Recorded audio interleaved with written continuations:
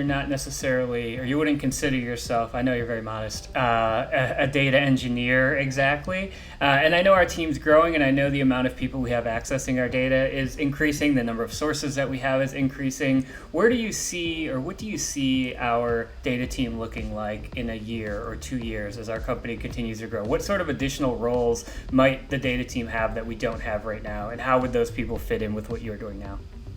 That is such a good question, and one I don't think I have a great answer to.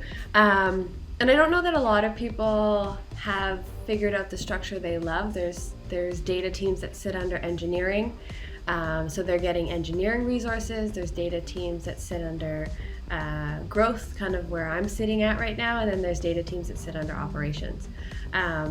Obviously, my preference is staying on the growth team, but we have data that spans across every department and organization. And so I think where it sits is less important than we need a team that manages the data, and then we need a team that manages the insights. And maybe that's the same person that manages the data and the insights, but those are two separate pieces where the data itself is essentially an asset, it's a product, and then the analytics is I think I've seen it work best when the analyst lives on the team that they're reporting for, because then they understand the business use cases and they understand this is why we did what we did and here are the results, and they can kind of infer a lot more than somebody who's coming in that has actually no idea what the goals are for that team and what they're trying to work on. So my ideal is somewhere, depending on what team, I don't know where, it will look for a Clearbit. That's something we're actually actively trying to solve, but there's a manager of the data and there's a manager of the insights.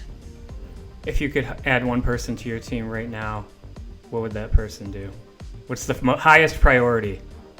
The most in-demand role in data right now, an analytics engineer, the person that can manage the pipeline and also do the reporting and insights.